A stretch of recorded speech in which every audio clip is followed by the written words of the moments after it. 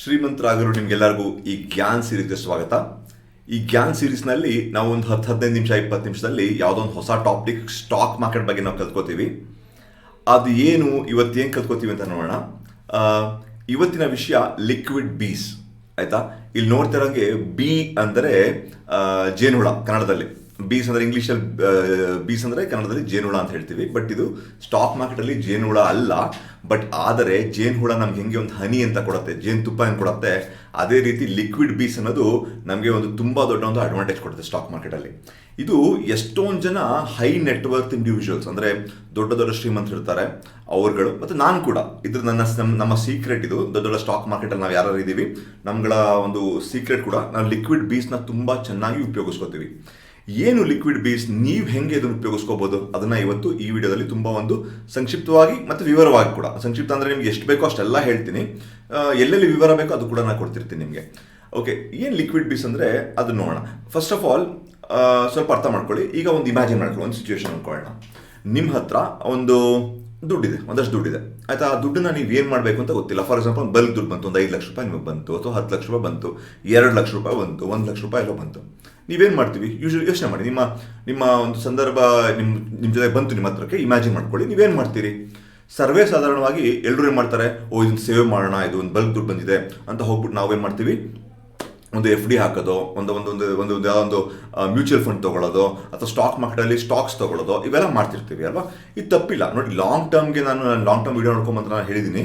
Long ಟರ್ಮಲ್ಲಿ SIP ಏನು systematic investment plan ಅಥವಾ SCP ಅಂತ ಹೇಳ್ತೀವಿ, ಅದೇನದು, ಅದನ್ನು ಮಾಡಿದ್ರೆ ನಮಗೆ ಬೆನಿಫಿಟ್ ಜಾಸ್ತಿ ಇರುತ್ತೆ. ಬಲ್ಕ್ ಹಣ ಒಂದೇ ಸರಿ ಸ್ಟಾಕ್ ಮಾರ್ಕೆಟಲ್ಲಿ ನಾನು ಸ್ಟಾಕ್ ಕೊಂಡ್ಕೊಂಡ್ರೆ ಅದರಲ್ಲಿ ರಿಸ್ಕ್ ತುಂಬ ಇದೆ. ಏನು ರಿಸ್ಕ್? ಈಗ ಫಾರ್ ಎಕ್ಸಾಂಪಲ್ ರಿಲಯನ್ಸ್ 2,000 ರೂಪಾಯಿ ನಡೀತಾ ಇದೆ, ನಿಮ್ಮ ಹತ್ರ ಈಗ 1 ಲಕ್ಷ ರೂಪಾಯಿ ಬಂತು, ಹೋಗಿ ನೀವೇನು ಮಾಡ್ತೀರಾ, 1 ಲಕ್ಷ ರೂಪಾಯಿ 50 ಸ್ಟಾಕ್ ತೊಗೊಂಡ್ಬಿಡ್ತೀರಾ ಅಂತ ಅಂದ್ಕೊಳ್ಳೋಣ. ನಾಳೆ ರಿಲಯನ್ಸು 1,500 ರೂಪಾಯಿ ಆಗೋದ್ರೆ ನಿಮಗೆ ಸ್ಟ್ರೈಟ್ ಫಾರ್ವರ್ಡ್ ನಿಮಗೆ ಒಂದು 75,000 ರೂಪಾಯಿ ನಿಮಗೆ ಲಾಸ್ ಆಗುತ್ತೆ ಅಲ್ವಾ. ಸೊ ಒಂದು ತುಂಬ ದೊಡ್ಡ ಒಂದು 500 ರೂಪಾಯಿ ಲಾಸ್ ಆಗಿಬಿಟ್ರೆ ನಿಮಗೆ 50 ಸ್ಟಾಕ್ ಇದ್ದರೆ ನಿಮಗೆ ಒಂದು ದೊಡ್ಡ ಒಂದು ಲಾಸ್ ಆಗುತ್ತೆ, 75,000 ರೂಪಾಯಿ ಆಗೋದು ನಿಮ್ಮ ಸ್ಟಾಕ್ ಅಲ್ವಾ. ಸೊ ಹೀಗಾಗಿ ಅದೊಂದು ರಿಸ್ಕ್ ಇನ್ವಾಲ್ವ್ ಇದೆ. ನೀವು ಬಲ್ಕ್ ಹಣ ಸ್ಟಾಕ್ ಮಾರ್ಕೆಟ್ ಹಾಕಿದ್ರೆ ಅದಕ್ಕೆ ನಿರ್ವಹಣೆ ಮಾಡೋಕ್ಕೆ ಒಂದು ವಿಧಾನ ಇದೆ. ಅದು ಇನ್ನೊಂದು ವಿಡಿಯೋದಲ್ಲಿ ಹೇಳ್ತೀನಿ, ಹೆಂಗೆ ಆ ರಿಸ್ಕ್ನ ನಿರ್ವಹಣೆ ಮಾಡೋದು ಅದನ್ನು ಹೇಳ್ತೀನಿ.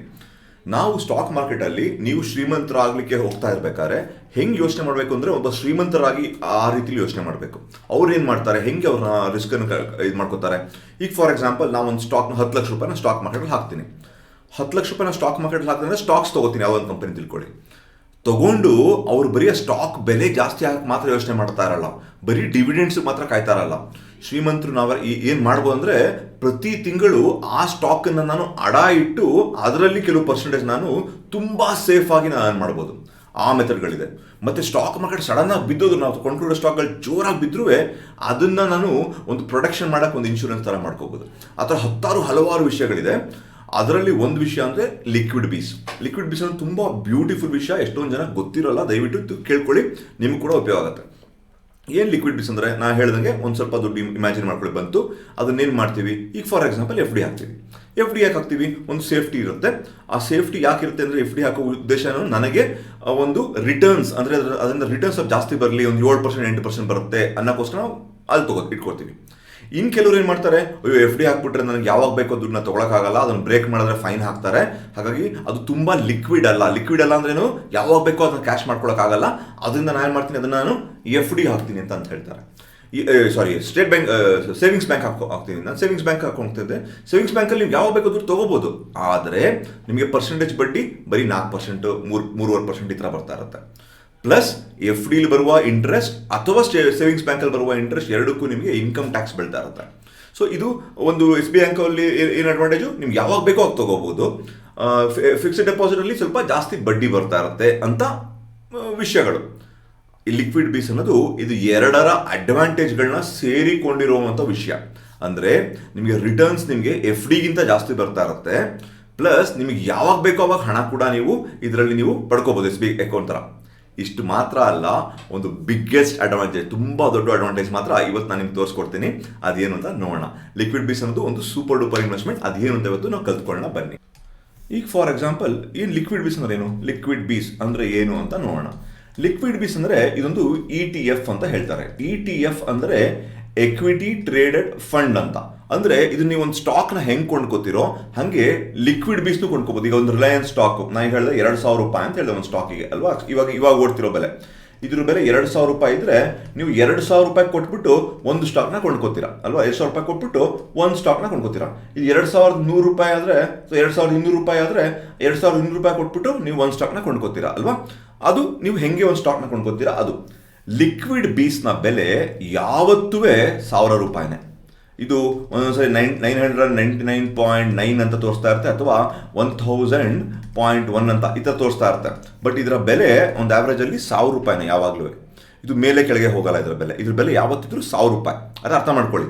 ಸೊ ನೀವು ಒಂದು ETF ಲಿಕ್ವಿಡ್ ಬೀಸ್ ತೊಗೋಬೇಕು ಅಂದರೆ ಒಂದು ಕ್ವಾಂಟಿಟಿ ಅಂದರೆ ಲಿಕ್ವಿಡ್ ಬೀಸ್ ತೊಗೋಬೇಕು ಅಂದರೆ ನೀವು ₹1,000 ಕೊಟ್ಟು ತೊಗೋಬೇಕು.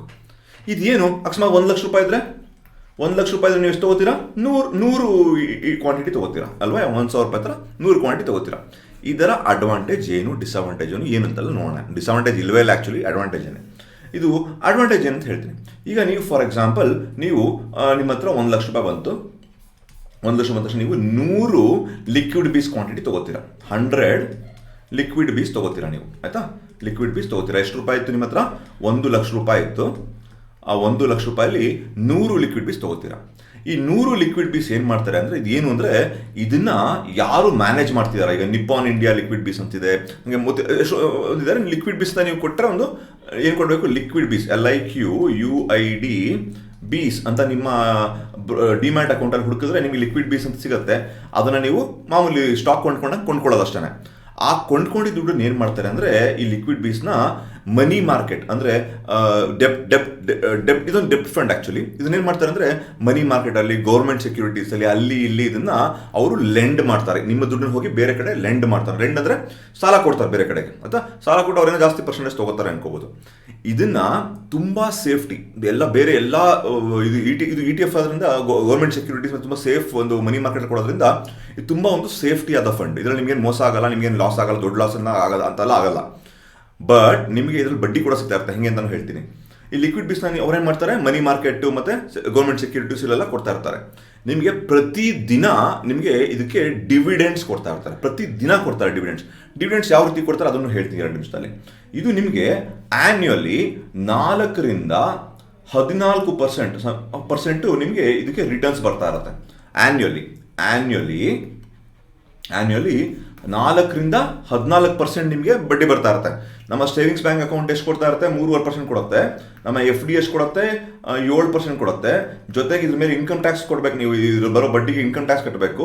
ಸೊ ಇನ್ಕಮ್ ಟ್ಯಾಕ್ಸ್ ಕಟ್ಟಿದ್ರೆ ನಿಮಗೆ ಅಪ್ರಾಕ್ಸಿಮೇಟ್ಲಿ ಸೇವಿಂಗ್ಸ್ ಬ್ಯಾಂಕಲ್ಲಿ ಬರೀ 2% ಬರ್ತಾ ಇರ್ಬೋದು. ಇದರಲ್ಲಿ ಒಂದು 4 ರಿಂದ 5% ಬರ್ತಾ ಇರ್ಬೋದು FD ಅಷ್ಟೇ ನಿಮ್ಗೆ ಬರೋದು. ಬಟ್ ಇದರಲ್ಲಿ ನಿಮಗೆ 4 ರಿಂದ 14% ಮನಿ ಮಾರ್ಕೆಟಲ್ಲಿ ಎಷ್ಟು ಬಡ್ಡಿ ದರ ಇದೆಯೋ ಅದ್ರ ಪ್ರಕಾರ ನಿಮಗೆ ಇದರಲ್ಲಿ ರಿಟರ್ನ್ಸ್ ಬರ್ತಾ ಇರುತ್ತೆ. ಒಂದು ಆವ್ರೇಜಲ್ಲಿ ಒಂದು 8% ಅಂತ ಅನ್ಕೊಳ್ಳೋಣ ಫಾರ್ ಎಕ್ಸಾಂಪಲ್ಗೆ, ಅಥವಾ ಎಕ್ಸಾಂಪಲ್ಗೆ ಒಂದು ಆವ್ರೇಜಲ್ಲಿ 8% ಅಂತ ಅನ್ಕೊಳ್ಳೋಣ. Middle path. ಹೋದ ವರ್ಷದಿಂದ ಇದಕ್ಕೆ ಡಿವಿಡೆಂಡ್ ಡಿಸ್ಟ್ರಿಬ್ಯೂಷನ್ ಟ್ಯಾಕ್ಸ್ ಅಂತ ಹೇಳ್ತಾರೆ. ಈ ಡಿವಿಡೆಂಡ್ ಡಿಸ್ಟ್ರಿಬ್ಯೂಷನ್ ಟ್ಯಾಕ್ಸ್ ಒಂದು ಹಾಕಿ ನಿಮ್ಗೆ ಅಪ್ರಾಕ್ಸಿಮೇಟ್ಲಿ ಒಂದು 8% ಬರ್ತಾ ಇದ್ರೆ ನಿಮ್ಗೊಂದು 6% ಕೈಗೆ ಬರೋಂಗೆ ಆಗ್ಬೋದು ಆ್ಯನ್ಯುವಲಿ. ರಿಟರ್ನ್ಸು ಇದು FDಗಿಂತ ಬೆಟರ್. ಆದರೆ ಲಿಕ್ವಿಡಿಟಿ ನೀವು ಯಾವಾಗ ಬೇಕೋ ಇದನ್ನ ಮಾರ್ಕೊಂಡು ನೀವು ಇವತ್ತು ಫಾರ್ ಎಕ್ಸಾಂಪಲ್ ಇವತ್ತು ಮಾರಿದ್ರೆ ನಾಳೆ ನಿಮಗೆ ದುಡ್ಡು ಬರುತ್ತೆ. ಸೊ ಒಂದೇ ದಿನದಲ್ಲಿ ನಿಮಗೆ ದುಡ್ಡು ಬರೋದ್ರಿಂದ ನಿಮಗೆ FD ಥರ ಬ್ರೇಕ್ ಮಾಡಿದ್ರೆ ಫೈನ್ ಹಾಕೋದು ಏನೂ ಇಲ್ಲ. ನಿಮ್ಗೆ ಯಾವಾಗ ಬೇಕೋ ಅದು ಲಿಕ್ವಿಡ್ ದುಡ್ಡು ನಿಮ್ಗೆ ಸಿಗುತ್ತೆ. So SB account FD account ಏನು ನಿಮಗೆ ಬೆನಿಫಿಟ್ ಇದೆ ಅದಕ್ಕಿಂತ ಬೆಟರ್ ಆಗಿ ಇದಿದೆ ಅಂತ ಅನ್ಕೋಬೋದು. ಈಗ ಇದು ಒಂದು ಬಡ್ಡಿ ವಿಷಯ ಆಯಿತು. ಈಗ ಅದು ಹೆಂಗೆ ನಿಮಗೆ ಸಿಗುತ್ತೆ ಅದನ್ನು ನೋಡೋಣ. ಈಗ ಫಾರ್ ಎಕ್ಸಾಂಪಲ್ ನಾನು ಹೇಳಿದೆ, ಈಗ ಒಂದು 8% ಬಡ್ಡಿ ಸಿಗ್ತದೆ ಅಂತ ಅನ್ಕೊಳ್ಳೋಣ. ನಿಮ್ಮ ಹತ್ರ ಈಗ 100 ಸ್ಟಾಕ್ ಇದೆ ಅಂತ ಅನ್ಕೊಳ್ಳೋಣ. ₹1,00,000 ಇದೆ ಅಂತ ಅನ್ಕೊಳ್ಳೋಣ. ಸೊ 1,00,000 ಇದ್ರೆ ಇದು 8% ವರ್ಷಕ್ಕೆ ಸಿಗೋದಿದ್ರೆ ಬಡ್ಡಿ, ಇದನ್ನ ಒಂದು ದಿನಕ್ಕೆ ಎಷ್ಟು ಬಡ್ಡಿ ಅಂತ ಲೆಕ್ಕ ಹಾಕ್ಬಿಟ್ಟು ಆ ಒಂದು ದಿನದ ಬಡ್ಡಿ ಈಗ 0.38% ಇರ್ಬೋದು, ಅಥವಾ 0.4% ಇರ್ಬೋದು. ಒಂದು ದಿನದ ಬಡ್ಡಿ 8% ಆನ್ಯುವಲ್ ಥರ. ಸೊ ಆ ಥರ ನಿಮಗೆ ಪ್ರತಿ ದಿನಾನು ನಿಮಗೆ ನಿಮ್ಮ 1,00,000ಕ್ಕೆ ಬಡ್ಡಿ ಸೇರ್ತಾ ಹೋಗುತ್ತೆ. ಆದರೆ ಪ್ರತಿ ದಿನಾನು ಬಡ್ಡಿ ಕೊಡಲ್ಲ ಅವರು. ಒಂದು ತಿಂಗಳು ಆದಮೇಲೆ ಅಷ್ಟು ಬಡ್ಡಿನ ಸೇರಿಸ್ಬಿಟ್ಟು ನಿಮಗೆ ಒಂದು ಡಿವಿಡೆಂಡ್ ಥರ ಕೊಡ್ತಾರೆ ನಿಮಗೆ. ಓಕೆನಾ. ಸೊ ಪ್ರತಿ ದಿನ ನಿಮಗೆ ಶನಿವಾರ ಭಾನುವಾರನೂ ನಿಮಗೆ ಇದು ಡಿವಿಡೆಂಡ್ಸ್ ಕೌಂಟ್ ಆಗ್ತಾ ಇರುತ್ತೆ. ಸೊ ಶನಿವಾರ ಭಾನುವಾರ ಡಿವಿಡೆಂಡ್ ಆ್ಯಡ್ ಆಗಿ ನಿಮಗೆ ಡಿವಿಡೆಂಡ್ಸ್ ಬರುತ್ತೆ. ಫಾರ್ ಎಕ್ಸಾಂಪಲ್, ಒಂದು ದಿನ ಆದಮೇಲೆ ಒಂದು ತಿಂಗಳಾದಮೇಲೆ ನಿಮಗೆ 1,000 ರೂಪಾಯಿ ಬಡ್ಡಿ ಬಂತು ಅಂತ ಅನ್ಕೊಳ್ಳೋಣ. ಅಂದರೆ ಒಂದು ತಿಂಗಳು ಅಕ್ಯುಮುಲೇಟ್ ಆಗಿ ಆಗಿ ಆಗಿ ಆಗಿ ಆಗಿ ನಿಮಗೆ 1,000 ರೂಪಾಯಿ ನಿಮಗೆ ಬಡ್ಡಿ ಬಂತು ಅಂದರೆ ನಿಮಗೆ ದುಡ್ಡು 1,000 ರೂಪಾಯಿ ನಿಮಗೆ ಕೊಡಲ್ಲ. ಅವ್ರೇನು ಮಾಡ್ತಾರೆ ಅಂದರೆ ನಿಮ್ಮ ಹತ್ರ 100 ಲಿಕ್ವಿಡ್ ಬೀಸ್ ಅಂತ ಹೇಳಿದ್ನಲ್ಲ, 101 ಲಿಕ್ವಿಡ್ ಬೀಸ್ ಮಾಡಿಬಿಡ್ತಾರೆ ಅದನ್ನ. ಅಂದರೆ ಅಕಸ್ಮಾತು ನೀವು ಮತ್ತೆ ಬರೀತೀನಿ ಇಲ್ಲಿ ಕ್ಲೀನಾಗಿ, ಅಕಸ್ಮಾತು ನಿಮ್ಮ ಹತ್ರ 100 ಲಿಕ್ವಿಡ್ ಬೀಸ್ ತೊಗೊಂಡಿದ್ರೆ 1,00,000 ರೂಪಾಯಿ ಕೊಟ್ಬಿಟ್ಟು ಅಂದ್ಕೊಳ್ಳೋಣ, ಆಯಿತಾ. ಸೊ ನಿಮಗೆ ಒಂದು ತಿಂಗಳಾದಮೇಲೆ 1,000 ರೂಪಾಯಿ ನಿಮಗೆ ಬಡ್ಡಿ ಬಂದಿದ್ರೆ ಒಂದು ಸೇರಿ ನಿಮಗೆ 101 ಲಿಕ್ವಿಡ್ ಬೀಸ್ ನಿಮ್ಗೆ ಇರುತ್ತೆ ಈಗ ನಿಮ್ಮ ಹತ್ರ, ಆಯಿತಾ. ನೀವು ಇದನ್ನು ಮಾರ್ಕೊಂಡ್ರೆ ನಿಮಗೆ ಈಗ 1,01,000 ರೂಪಾಯಿ ನಿಮ್ಗೆ ಬಂದಂಗೆ ಆಯ್ತು ದುಡ್ಡು ಅಲ್ವಾ, ಇದನ್ನು ಮಾರ್ಕೊಂಡ್ರೆ ನೀವು. ಬಟ್ ಅಲ್ಲಿ ತನಕ ಹಿಂಗೆ ಇರುತ್ತೆ. ಈಗ ಮುಂದಿನ ತಿಂಗಳು ತಮಾಷೆ ನೋಡಿ, ಮುಂದಿನ ತಿಂಗಳಿಗೆ ಚಕ್ರ ಬಡ್ಡಿ ಇದು 101 ಸ್ಟಾಕಿಗೆ ನಿಮಗೆ ಬಡ್ಡಿ ಬರ್ತಾ ಹೋಗುತ್ತೆ. 101 ಸ್ಟಾಕ್ ಕೌಂಟ್ ಮಾಡ್ತಾರೆ. ಈಗ 100 ಸ್ಟಾಕ್ ಕೌಂಟ್ ಮಾಡಲ್ಲ. ಎಫ್ ಡಿ ಆದರೆ ನಿಮ್ಗೆ ಆ ಥರ ಕೌಂಟ್ ಆಗಲ್ಲ. ವರ್ಷಕ್ಕೊಂದ್ಸರಿ ನಿಮಗೆ ಆನ್ಯುವಲ್ ರಿಟರ್ನ್ಸ್ ಕೊಟ್ಬಿಡ್ತಾರೆ ನಿಮಗೆ ಪ್ರೊರೈಟೆಡಲ್ಲಿ. ಇದು ಪ್ರತಿ ದಿನಾನೂ ನಿಮಗೆ ಚಕ್ರಬಡ್ಡಿ ಆಗ್ತಾ ಹೋಗುತ್ತೆ. ಪ್ರತಿ ದಿನ ಚಕ್ರಬಡ್ಡಿ ಆಗಿ ಒಂದು ತಿಂಗಳಾದ್ಮೇಲೆ ನಿಮಗೆ ಆ ಬಡ್ಡಿ ಎಲ್ಲ ಸೇರಿಸಿ ಒಂದು ಎಷ್ಟು ಯೂನಿಟ್ ಆಗುತ್ತೋ, ಈಗ ಎರಡು ಯೂನಿಟ್ ಆಗ್ಬೋದು, 3 ಯೂನಿಟ್ ಆಗ್ಬೋದು, ಎಷ್ಟಾದ್ರು ಯೂನಿಟ್ ಆಗ್ಬೋದು, ಅಷ್ಟು ಯೂನಿಟ್ಗಳನ್ನ ನಿಮ್ಗೆ ಸೇರಿಸಿ ಕೊಡ್ತಾರೆ. ಸೊ ಮುಂದಿನ ತಿಂಗಳು ಆ ಒಂದು ಇದಕ್ಕೆ ನಿಮಗೆ ಚಕ್ರಬಡ್ಡಿ ಇಂಟ್ರೆಸ್ಟ್ ಎಷ್ಟು, ಒಂದು 0.8 ಡಿವೈಡ್ ಬೈ 12 ಎಷ್ಟಾಗುತ್ತೋ ಅಷ್ಟು ಬಡ್ಡಿನ ಈ 101 ಸ್ಟಾಕಿಗೆ ನಿಮಗೆ ಆ್ಯಡ್ ಮಾಡ್ತಾ ಹೋಗುತ್ತೆ. ಸೊ ಪ್ರತಿ ತಿಂಗಳು ನಿಮಗೆ ಚಕ್ರಬಡ್ಡಿ ಆ್ಯಡ್ ಆಗ್ತಾ ಹೋಗುತ್ತೆ. ಇದೊಂದು ದೊಡ್ಡ ಅಡ್ವಾಂಟೇಜ್ ಲಿಕ್ವಿಡ್ ಬೀಸಲ್ಲಿ, ಆಯಿತಾ. ಸೊ ನಿಮಗೆ ಮಧ್ಯದಲ್ಲಿ ಕೊಡಲ್ಲ. ಅಕಸ್ಮಾತ್ ಫಾರ್ ಎಕ್ಸಾಂಪಲ್ ಈ ಥರ ಮಾಡ್ತಾ ನಿಮಗೆ ಒಂದು ತಿಂಗಳು ಆದಮೇಲೆ 101.6 ಅಂತ ಅನ್ಕೊಳ್ಳೋಣ. ನಿಮ್ಮ ಯೂನಿಟ್ಗಳು 101.6 ಆಗಿರುತ್ತೆ. ಸೊ ಇಂಟ್ರೆಸ್ಟ್ ಬರ್ಬೋದಲ್ವಾ. ಆಗಿದ್ರೆ ನೀವು 101 ಮಾತ್ರ ಮಾರ್ಕೋಬೋದು. ಈ 0.6 ಮಾಡ್ಕೊಳ್ಳೋಕ್ಕಾಗಲ್ಲ. ಟೋಟಲ್ ಆಗಬೇಕು, ಅವಾಗ ಮಾತ್ರ ನೀವು ಮಾರ್ಕೊಳ್ಳೋಕ್ಕಾಗೋದು. ಟೋಟಲ್ ಅಮೌಂಟ್ಗಳನ್ನ ಮಾತ್ರ, ಪಾಯಿಂಟ್ಗಳಿರೋದನ್ನ ಮಾರ್ಕೊಳ್ಳೋಕ್ಕಾಗಲ್ಲ. ಇದು ನಿಮ್ಮ ಡಿಮ್ಯಾಟ್ ಅಕೌಂಟಲ್ಲೇ ಇರುತ್ತೆ.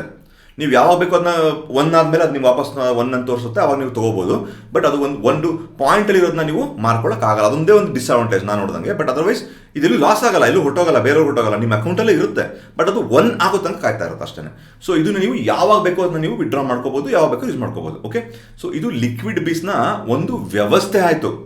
ಇದರ ಬಿಗ್ಗೆಸ್ಟ್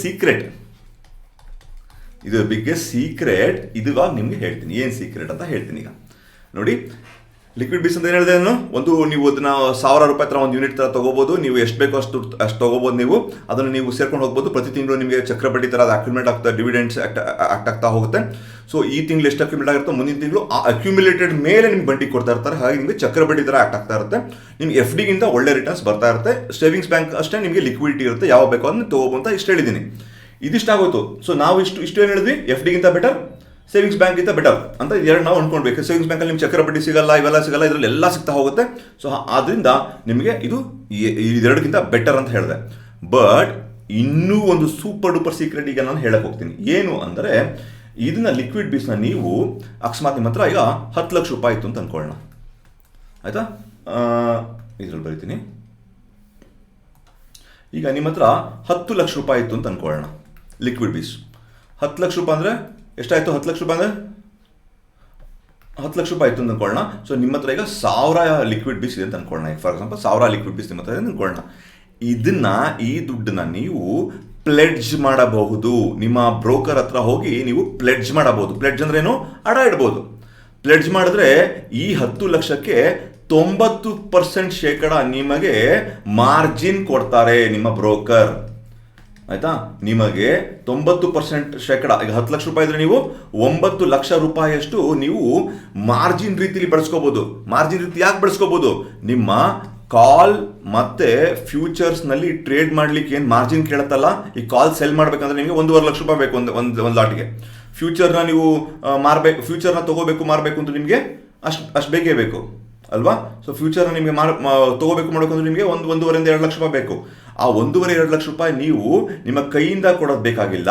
ನೀವು ಈ ಲಿಕ್ವಿಡ್ ಬೀಸ್ ಏನು ನಿಮ್ಮ ದುಡ್ಡಿದೆ ಆ ದುಡ್ಡನ್ನ ನೀವು ಅಡ ಇಟ್ಟರೆ ಆ ಅಡದಲ್ಲಿ ನೀವು ಸಂಪಾದನೆ ಮಾಡ್ಕೋಬೋದು, ಆಯ್ತಾ. ಸೊ ಇದು ನೀವು ಎಕ್ಸ್ಟ್ರಾ ದುಡ್ಡು ತರೋಬೇಕಾಗಿಲ್ಲ. ಇದರಲ್ಲಿ ಅಡ್ವಾಂಟೇಜ್ ಏನು? ಈಗ ಫಾರ್ ಎಕ್ಸಾಂಪಲ್ ಹೇಳ್ತೀನಿ. ಈಗ 10 ಲಕ್ಷ ರೂಪಾಯಿ ನಿಮ್ಮ ಹತ್ರ ದುಡ್ಡಿತ್ತು, ಆಯ್ತಾ. 10 ಲಕ್ಷ ರೂಪಾಯಿ ದುಡ್ಡಿತ್ತು. ಇದು ನಾನು ಹೇಳಿದೆ ವರ್ಷಕ್ಕೆ 8% ನಿಮಗೆ ರಿಟರ್ನ್ಸ್ ಕೊಡ್ತಾ ಇದ್ದಾರೆ. ಪ್ಲಸ್ ಚಕ್ರಬಡ್ಡಿ ನಿಮಗೆ ಕಾಂಪೌಂಡಿಂಗ್ ಇಂಟ್ರೆಸ್ಟ್ ಅಂತ ಹೇಳ್ತಾರೆ. ಕಾಂಪೌಂಡಿಂಗ್ ಇಂಟ್ರೆಸ್ಟ್ ಬೆನಿಫಿಟ್ ಇದೆ. ಸೊ ನಿಮ್ಗೆ ಲಿಕ್ವಿಡ್ ಇದೆ, ಬೆನಿಫಿಟ್ ಇದೆ, ಅವೆಲ್ಲ ಹೇಳಿದೆ. ಇದರ ಜೊತೆಗೆ ನೀವು ನಿಮ್ಮ ಆಪ್ಷನ್ ಸೆಲ್ಲಿಂಗ್, ನಿಮಗೆ ಫ್ಯೂಚರ್ ಆ್ಯಂಡ್ ಆಪ್ಷನ್ ಟ್ರೇಡ್ ಮಾಡೋಕ್ಕೆ ಗೊತ್ತು ಚೆನ್ನಾಗಿ ಅಂತ ಹೇಳಿದ್ರೆ ಸೇಫ್ ಆಗಿ, ತುಂಬ ಸೇಫ್ ಆಗಿ ಪ್ರತಿ ವಾರನೂ ನೀವು 1.5% ನಿಮ್ಮ ದುಡ್ಡನ್ನ ಕಳಿಸ್ಬೋದು. ಇನ್ನೂ ಸೇಫ್ಟಿ, ತುಂಬ ಸೇಫ್ಟಿ ಬೇಕು ಅಂದರೆ ತಿಂಗಳಿಗೆ ನೀವು 2-3% ನೀವು ಫ್ಯೂಚರ್ ಆ್ಯಂಡ್ ಆಪ್ಷನ್ಸ್ ಚೆನ್ನಾಗಿ ಗೊತ್ತಿದ್ರೆ ನೀವು ಡೆಲ್ಟಾ ನ್ಯೂಟ್ರಲ್ ಇರ್ಬೋದು ಅಥವಾ ಅಯನ್ ಕಾಂಡರ್ ಇರ್ಬೋದು, ದೂರದ ಆಪ್ಷನ್ಸ್ನ ಮಾಡ್ಕೊಂಡು ಅಥವಾ ಏನೋ ಮಾಡ್ಕೊಂಡು ನಿಮಗೆ ಆಪ್ಷನ್ ಫ್ಯೂಚರ್ ಚೆನ್ನಾಗಿ ಗೊತ್ತಿರೋ ಹೇಳ್ತಿರೋದು. ಪ್ರತಿ ತಿಂಗಳು ನೀವು 1.5-2% ಬೇಡ, ತುಂಬ ಲೀಸ್ ಅಂತ ಅನ್ಕೊಳ್ಳೋಣ, ತುಂಬ ವರ್ಸ್ಟ್ ಕೇಸ್ ಅನ್ಕೊಳ್ಳೋಣ. ವರ್ಸ್ಟ್ ಕೇಸುವೆ ತಿಂಗಳಿಗೆ ನೀವು 2% ನೀವು ಗಳಿಸ್ಬೋದು ನಿಮ್ಮ ದುಡ್ಡಿಗೆ. ಸೊ 9 ಲಕ್ಷಕ್ಕೆ ಈಗ 10 ಲಕ್ಷ ನಿಮ್ಮ ದುಡ್ಡು ಇನ್ವೆಸ್ಟ್ ಮಾಡಿದ್ದೀರಾ, ಅದನ್ನು ಪ್ಲೆಡ್ಜ್ ಮಾಡಿದ್ರೆ ನಿಮಗೆ 9 ಲಕ್ಷ ರೂಪಾಯಿ ನಿಮಗೆ ಮಾರ್ಜಿನ್ ಕೊಡ್ತಾರೆ. ಆ ಮಾರ್ಜಿನ್ 9 ಲಕ್ಷದ 2% ಅಂದರೆ ಎಷ್ಟಾಯಿತು ಯಾರಾದರೂ ಹೇಳ್ತೀರಾ? 9 ಲಕ್ಷದ 2% ಅಂದರೆ ಪ್ರತಿ ತಿಂಗಳು ನೀವು 18,000 ರೂಪಾಯಿಗಳನ್ನ ನೀವು ಈಸಿಯಾಗಿ ನೀವು ಗಳಿಸ್ಕೋಬೋದು. ಈಗ ಒಂದು ಕ್ಯಾಲ್ಕುಲೇಟರ್ ತಗೋತೀನಿ. ಸೊ ಈಗ ಅಕಸ್ಮಾತ್ 9 ಲಕ್ಷ ರೂಪಾಯಿದು 9 ಲಕ್ಷ, ಇದು ತುಂಬ ಸೇಫ್ಟಿಗೆ ಹೇಳ್ತಿರೋದು. ಇನ್ನೂ ಜಾಸ್ತಿ ಏನು ಮಾಡ್ಬೋದು, ಪ್ರತಿ ವಾರನೂ 2% ಮಾಡ್ಬೋದು. ಅಷ್ಟೊಂದು ಕ್ಯಾಲ್ಕುಲೇಷನ್ ಮಾಡೋಕ್ಕೆ ಹೋಗೋದಿಲ್ಲ ನಾನು ನಿಮಗೆ. ತುಂಬ ಸೇಫ್ಟಿ 2% ಅಂತ ಅನ್ಕೊಳ್ಳೋಣ.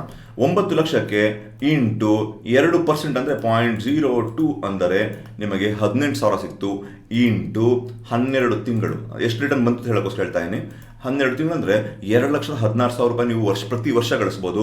ಡಿವೈಡೆಡ್ ಬೈ 10 ಲಕ್ಷ ಅಂದರೆ ಇದು 21%, 21.6% ನಿಮಗೆ ಪ್ರತಿ ವರ್ಷ ನೀವು ಬರೀ ಆಪ್ಷನ್ ಫ್ಯೂಚರ್ಸಲ್ಲಿ ನೀವು ತುಂಬ ಸೇಫಾಗಿ ಅರ್ನ್ ಮಾಡ್ಬೋದು. 21% ನಿಮ್ಮ ದುಡ್ಡಿಗೆ ಪ್ಲಸ್ ಅವನು ಕೊಡೋ 8%,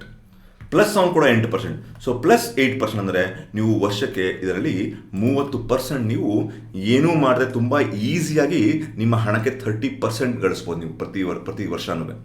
ನಿಮ್ಮ FD, ನಿಮ್ಮ SB ಅಕೌಂಟ್ ಯಾವುದು ಇಸ್ಕೊಡೋಕ್ಕಾಗಲ್ಲ. ಪ್ಲಸ್ ನಿಮ್ಗೆ ಯಾವಾಗ ಬೇಕೋ ದುಡ್ಡು ನಿಮ್ಮ ಹತ್ರ ಕೈಯಲ್ಲಿರುತ್ತೆ ಅಲ್ವಾ. ಲಿಕ್ವಿಡ್ ಬೇಸ್ ಅಂದರೆ ನಿಮ್ಗೆ ಯಾವಾಗ ಬೇಕೋ ನೀವು T+1 ಅಂದರೆ ಇವತ್ತು ಮಾರಿದ್ರೆ ನಾಳೆ ನಿಮ್ಗೆ ದುಡ್ಡು ಸಿಕ್ಬಿಡುತ್ತೆ. ಸೊ ಆ ಅಡ್ವಾಂಟೇಜ್ ಇದೆ, ಲಿಕ್ವಿಡಿಟಿನೂ ಇದೆ ನಿಮಗೆ, ಇದು ಇದೆ, ಪ್ಲಸ್ ಪ್ಲೆಡ್ಜಿಂಗ್ ಬೆನಿಫಿಟ್ ಇದೆ. ಎಲ್ಲ HNIಗಳು ಎಲ್ಲ ದುಡ್ಡಿರೋರುವೆ ಇದೇ ಕೆಲಸ ಮಾಡೋದು. ಫಾರ್ ಎಕ್ಸಾಂಪಲ್ ಇನ್ನೊಂದು ಹೇಳ್ತೀನಿ, ಅಕಸ್ಮಾತ್ ನಿಮ್ಮ ಟ್ರೇಡಿಂಗ್ ಅಕೌಂಟಲ್ಲಿ 5 ಲಕ್ಷ ರೂಪಾಯಿ ಅಂತ ಅನ್ಕೊಳ್ಳೋಣ. 5 ಲಕ್ಷ ರೂಪಾಯಿ ಆಯಿತು ಪ್ರತಿ ತಿಂಗಳು. ಈ 5 ಲಕ್ಷ ರೂಪಾಯಿ ಇದ್ದರೆ ನೀವು ನೀವೇನು ಮಾಡ್ತೀರಾ, ಇದರಲ್ಲಿ ಪ್ರಾಬ್ಲಿ 1.5 ಲಕ್ಷ ರೂಪಾಯಿ ತೊಗೊಂಡು ನೀವು ಟ್ರೇಡ್ ಮಾಡ್ತಾ ಇರ್ಬೋದು. ಫುಲ್ ದುಡ್ಡು ಯೂಸ್ ಮಾಡ್ತಾ ಇರ್ಬೋದು, ಪ್ರತಿದಿನ ಫುಲ್ ದುಡ್ಡು ಯೂಸ್ ಮಾಡ್ದೇ ಇರ್ಬೋದು.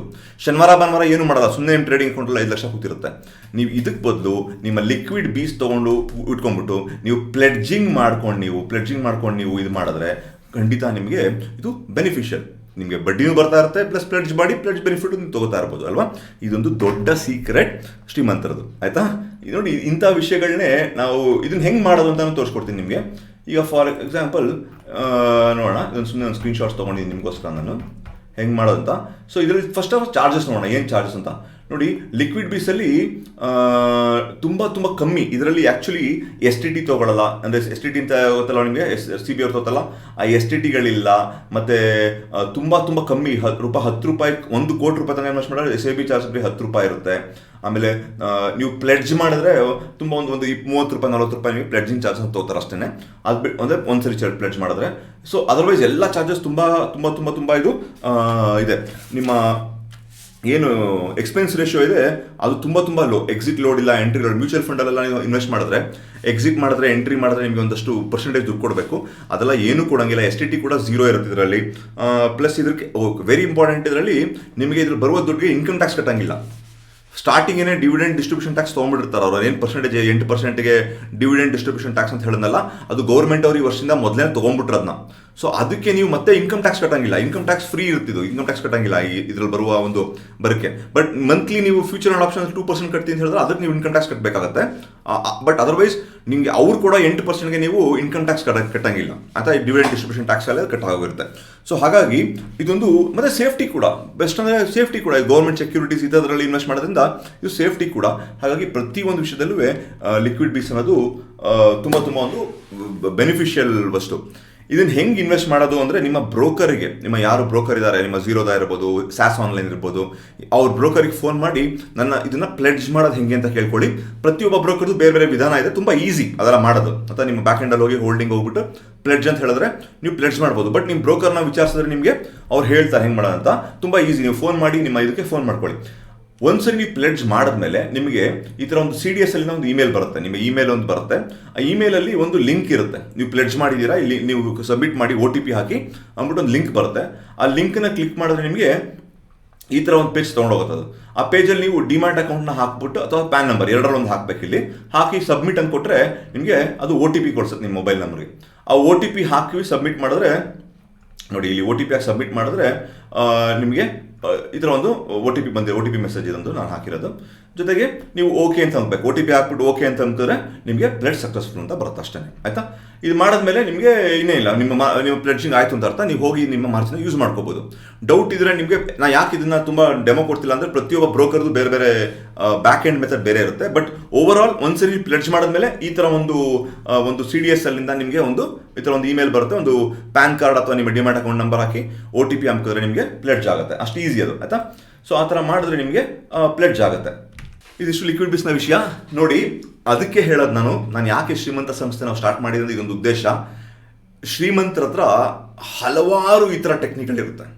ಇದು ಪ್ರತಿಯೊಬ್ಬ ಮನುಷ್ಯನಿಗೆ ಹೇಳ್ಕೊಡ್ಬೋದು. ಯಾಕೆ ಹೇಳ್ಕೊಡಲ್ಲ ಹೇಳಿ ನೋಡೋಣ? ಗೊತ್ತಿಲ್ಲ, ನನಗಂತೂ ಗೊತ್ತಿಲ್ಲ. ಅಥವಾ ಹೇಳ್ಕೊಡೋ ಒಂದು ವಿಧಾನ ಇಲ್ವಾ, ಅಥವಾ ಏನು ಅಂತ ಗೊತ್ತಿಲ್ಲ, ಅಥವಾ ಜನಕ್ಕೆ ಇಂಟ್ರೆಸ್ಟ್ ಇಲ್ವಾ, ಅದು ಗೊತ್ತಿಲ್ಲ.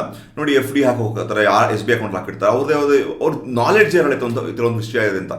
ಎಷ್ಟು ಈಸಿಯಾಗಿ ನಾವು ನಮ್ಮ ಹಣವನ್ನು ಇಟ್ಟು ನಾವೇನು ಆಪ್ಷನ್ ಫ್ಯೂಚರ್ ನಾವೇನು ಮಾಡ್ದೇ FD SBಗಿಂತ ಜಾಸ್ತಿ ಬರ್ತಾ ಇರುತ್ತೆ. ಅಕಸ್ಮಾತ್ ಸ್ವಲ್ಪ ಫ್ಯೂಚರ್ ಆಪ್ಷನ್ ನಾಲೆಡ್ಜ್ ಇಟ್ಕೊಂಡ್ರೆ ನಾವು ತುಂಬ ಈಸಿಯಾಗಿ ನಾವು ನಾನು ವರ್ಸ್ಟ್ ಕೇಸ್ ಏನಾರ ತೊಗೊಂಡಿದ್ದೀನಿ 21%, 30% ಅಂತ. ನಾನು ವಾರಕ್ಕೆ 2% ಕೂಡ ತುಂಬ ಈಸಿಯಾಗಿ ನಾವು ಅರ್ನ್ ಮಾಡ್ಬೋದು. ಆಯಿತಾ? ವಾರಕ್ಕೆ 2% ಕೂಡ ತುಂಬ ಈಸಿಯಾಗಿ ಅರ್ನ್ ಮಾಡ್ಬೋದು ನಮ್ಮ ಬ್ಯಾಂಕ್ ನಿಫ್ಟಿಯಲ್ಲಿ. ಸೊ 9 ಲಕ್ಷಕ್ಕೆ ವಾರಕ್ಕೆ 2% ಅಂದರೆ ನಾವು ವಾರಕ್ಕೆ ನಾವು 18,000 ಅಂದರೆ ತಿಂಗಳಿಗೆ ನಮಗೆ ಲೆಕ್ಕ ಹಾಕ್ಕೊಳ್ಳಿ ನೀವೇನೆ ಅಲ್ವಾ? ಸೊ ಎಷ್ಟೊಂದು ಜನಕ್ಕೆ ನಮ್ಮ ಸಂಬಳಗಳಿಗಿಂತ ಜಾಸ್ತಿ ಬಂದಿರುತ್ತೆ. 10 ಲಕ್ಷ ರೂಪಾಯಿ ನಮ್ಮ ಹತ್ರ ಇರುತ್ತೆ ದುಡ್ಡು. ಅಲ್ಲಿ ಹುಡುಕಿದ್ರೆ ಅಲ್ಲಿ ಕಷ್ಟಪಟ್ಟರೆ ನಮ್ಗೊಂದು 10 ಲಕ್ಷ ರೂಪಾಯಿ ನಾವು ಹೊಂಚೋದು ಕಷ್ಟ ಅಲ್ಲ. ಸಾಲ ಮಾಡಿ ದಯವಿಟ್ಟು ಮಾಡೋಕ್ಕೆ ಹೋಗ್ಬೇಡಿ. ಯಾಕಂದ್ರೆ ನಾಲೆಡ್ಜ್ ಫಸ್ಟ್ ತಿಳ್ಕೊಳ್ಳಿ. ಆಯಿತಾ? ಸೊ ಇದ್ರ ಮಾಡ್ಬೋದು. ನಾವು ಸ್ವಲ್ಪ ಕಷ್ಟಪಟ್ಟು ನಾವು ಒಂದು 10 ಲಕ್ಷ ರೂಪಾಯಿ ಕುಡಿಸ್ಕೊಂಡ್ರೆ ಒಂದು 20,000, 30,000 ನಾವೇನು ಸಂಪಾದನೆ ಮಾಡ್ತಿರ್ತೀವಿ ನಮ್ಮ ಸಂಬಳದಲ್ಲಿ. ದಿನ ಇಡೀ ಕಷ್ಟಪಟ್ಟು ಒಂದು ತಿಂಗಳಿಡೀ ಕಷ್ಟಪಟ್ಟು ನಾವು ಸಂಪಾದನೆ ಮಾಡ್ತಾ ಇರ್ತೀವಿ. ಅದು ನಾವು ಮನೇಲಿ ಕೂತ್ಕೊಂಡು ತುಂಬ ಈಸಿಯಾಗೂ ಸಂಪಾದನೆ ಮಾಡ್ಬೋದು. ನೋಡಿ, ಇದೆಲ್ಲನೂ ಮಾಡಬೇಕು ಅಂದರೆ ಒಂದೇ ದಿನ ಓವರ್ ನೈಟ್ ಬರಲ್ಲ. ಇದಕ್ಕೆಲ್ಲ ಸ್ವಲ್ಪ ಪ್ರಾಕ್ಟೀಸ್ ಮಾಡಬೇಕು. ಸ್ವಲ್ಪ ಕಷ್ಟ ಇಲ್ಲ, ಎಲ್ಲ ಮಾಡ್ಬೋದು. ನಾನು ಹೇಳ್ಕೊಡ್ತೀನಿ ಎಲ್ಲ ನಿಮಗೆ. ಪ್ರಾಕ್ಟೀಸ್ ಮಾಡ್ಬೋದು. ಆದರೆ ಈ ಕಲಿಯೋಕ್ಕೂ ಸ್ವಲ್ಪ ನೀವು ಟೈಮ್ ಇನ್ವೆಸ್ಟ್ ಮಾಡಬೇಕು. ಜೊತೆಗೆ ಶ್ರೀಮಂತರು ಆಗಬೇಕು ಅಂತ ಒಂದು ಹುಮ್ಮಸ್ ಇರಬೇಕು ನಿಮಗೆ. ಇದೆಲ್ಲ ಇದ್ದರೆ ಖಂಡಿತ ನಾವು ತುಂಬ ಈಸಿಯಾಗಿ ಸ್ಲೋವಾಗಿ ನಾವು ಶ್ರೀಮಂತರ ದಾರಿಗಳಲ್ಲಿ ಹೋಗ್ಬೋದು. ನಾವು ಈ ಥರ ಸಣ್ಣ ವಿಷಯಗಳು ನಿಮ್ಗೆ ಹೇಳ್ಕೊಳಕ್ಕೆ ನಾನು ಬರ್ತಾನೆ ಇರ್ತೀನಿ. ಓಕೆನಾ? ಮತ್ತೆ ಸಿಗೋಣ. ನಿಮ್ಗೆ ಇಷ್ಟ ಆಯ್ತು ಅಂತ ಗೊತ್ತೀನಿ. ಇಷ್ಟ ಆದರೆ ದಯವಿಟ್ಟು ಕಮೆಂಟ್ಸ್ ಮಾಡಿ, ನಿಮ್ಮ ಕ್ವಶನ್ಗಳು ಕೇಳಿ ನಾನು ಆನ್ಸರ್ ಮಾಡ್ಲಿಕ್ಕೆ ಬರ್ತೀನಿ. Good night.